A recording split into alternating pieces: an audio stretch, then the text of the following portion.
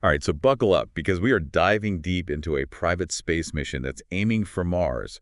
But, and this is the really cool part, they're taking the scenic route, to say the least. Yeah, it's like they're building a bridge, right? They're looking at all the challenges of getting humans to Mars, but focusing on what we can achieve right now while still orbiting Earth. Exactly. It's like they said, okay, before we strap anyone to a rocket headed for Mars, what needs to happen first? Right. And boom, the Polaris program was born, and Polaris Dawn is just Act Yeah. 1. And we've got some great intel for this deep dive, straight from SpaceX themselves, the Polaris Dawn mission page, and a nice little recap from space.com. And what really jumps out from these sources is the sheer ambition of it all. This wasn't just, let's go to space again. Oh, absolutely not. They wanted to smash a 50-year-old altitude record, going higher than anyone since the Apollo missions. And that meant going right through, wait for it, a section of the Van Allen radiation belts. I'll be honest, my first thought was, Van Allen belts, that sounds kind of gnarly. Yeah, gnarly is one word for it. We're talking about zones of intense radiation surrounding Earth. And if we're serious about sending people to Mars, especially on those long-haul missions, we have to figure out how those belts affect the human body. That's where Polaris Dawn comes in. They were gathering crucial data on those radiation levels and testing shielding, all essential stuff for planning future missions. So it's like a crash course in what's basically the biggest obstacle to deep space, literally crashing through it. Exactly. And speaking of prepping for the future, they also use this mission to really put SpaceX's new spacesuits to the test. And these aren't just your average run-of-the-mill spacesuits. We're talking about extravehicular activity suits, or EVAs, designed for walking around on other planets. And they took them out for a spin with a spacewalk. Which, by the way, is no walk in the park when your spacecraft doesn't have an airlock. They had to depressurize the entire Dragon capsule. The Space.com article really goes into the details of how wild that was. It really highlights just how vital it is to have EVAs that are completely reliable. Imagine being out there exploring Mars and your suit decides to have a meltdown. Not good. This mission was all about proving that we've got the tech that can handle long-duration missions on other planets. And get this, the Polaris Dawn website mentions that their suit design was actually inspired by the components already used in Dragon and Falcon 9. Talk about working smarter, not harder. It's classic SpaceX, honestly. They're masters at taking existing tech and adapting it for new challenges. It's not just about pushing the limits, it's about doing it in a way that's sustainable and ultimately more cost-effective for future missions. Okay, so we've got a record-breaking altitude, a high-stakes spacewalk, brand new spacesuits. Right. But there's more, right? They didn't go to all that trouble just for bragging rights. Oh, not even close. This mission was jam-packed. Another thing they were really focused on was laser-based communication using that Starlink network we've all heard about. Right, because even with the fastest rocket ship in the galaxy, it's still going to take a while to get to Mars. And sending messages at dial-up speed isn't exactly ideal, is it? Not if we want to actually communicate with Earth in real time. That's where Starlink's laser tech comes in. We're talking about the potential for super high bandwidth, low latency communication across the vast distances of space. Think about it. Staying in constant contact with mission control, sending scientific data back home, it all depends on having a communication system that can keep up. So it sounds like every single part of Polaris Dawn was about clearing the runway for humanity to eventually get to Mars. But this wasn't just SpaceX doing their own thing, was it?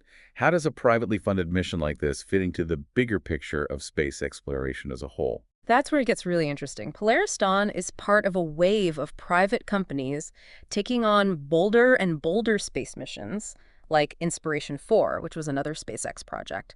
And while they might be privately funded, their discoveries have implications that reach far beyond any one company. They're gathering valuable data, testing new technologies.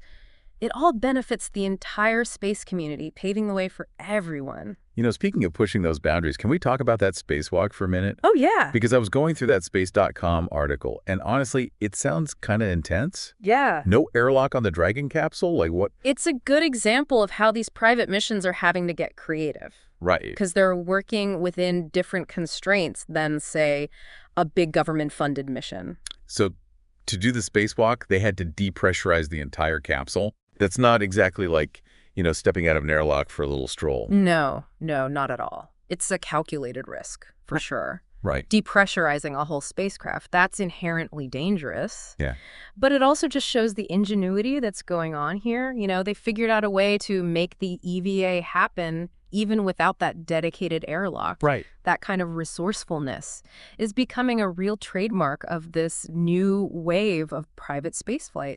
And it obviously worked because Isaacman, the mission commander, Yeah. he even said that, from up there, Earth looked like this perfect world. Isn't that something? Yeah. It's amazing how going to space can completely shift your perspective. Yeah. It really drives home the beauty and also the fragility of our planet. Yeah, yeah. That's something that's easy to forget when you're down here dealing with the daily grind. Totally, totally. And it wasn't just Isaacman getting that view. Sarah Gillis, one of the mission specialists, she was right out there with him, She was. making history as, like, the second person ever on a private spacewalk. It's huge. And you know what I love about these private missions? What's that? They're opening up space for a much more diverse group of people. Absolutely, yeah. To see someone like Gillis, who got her start at SpaceX right out of college, Right. to be part of a mission like this, it really sends a powerful message about who gets to be a part of space exploration now. Right. It's like they're saying, hey, the next generation of astronauts, it could be you. Exactly. Which actually is the perfect segue, because I can't talk about inspiring that next generation without mentioning the other mission specialist, Anna Menon. She read her children's book about space while they were in orbit. Isn't that amazing? And I think that really ties into the Polaris program as a whole. It's not just about getting to Mars. It's about sparking that passion for STEM along the way. And what better way to do that than by showing the human side of space exploration? Right? It makes it relatable. Like these astronauts, they're not just these highly trained professionals. They're parents. They're artists. Absolutely. Musicians. Speaking of, we can't forget about Sarah Gillis's violin performance. Oh my gosh, yes. Syncing with orchestras back here on Earth. Yeah. That's some serious data transfer speed. It really highlights how far we've come in terms of space communication technology. Oh, yeah, I was reading about that. And to share something like that live is just, wow. Because if we're serious about having people live and work on Mars, we absolutely need rock-solid, high-speed communication. Okay, so we've covered a lot of ground here. High-altitude radiation, space violins. Right. But it seems like everything really does come back to that bigger goal of getting us to Mars. It does. What was it for you that really stood out about how Polaris Dawn fits into that larger mission? You know, I think what impressed me most was their commitment to tackling all those nitty-gritty details, the less glamorous but totally essential parts of deep space travel. Yeah. We're talking about everything from testing those next-gen EVA suits to studying, really digging into the effects of space on the human body, like with those 30 different experiments they ran. Wow, yeah. That's dedication. It really makes you think, right? This mission was out there testing tech for Mars, pushing the limits of what's possible in space, and they're also looking into things like decompression sickness, all in one go. It really speaks to just how ambitious Polaris Dawn really was. They weren't just going through the motions, they were making the absolute most of every second to gather data and test out all these technologies that are going to be essential for any future missions. Which makes even more sense, because this was just the first step, Polaris Dawn is part of a 3-mission program, and it's like they're saving the grand finale for last. Exactly. We've been talking about Polaris Dawn like it's the stepping stone, and where does it lead? To Polaris Flight 3, the first crewed flight of Starship. Okay, got to talk about Starship. This thing is massive. The fully reusable spacecraft SpaceX is building to one day get humans to Mars and beyond. I mean, it sounds almost mythical at this point. It's captured a lot of people's imaginations, that's for sure. And with good reason. Starship, if it all works out, could completely revolutionize how we approach space travel.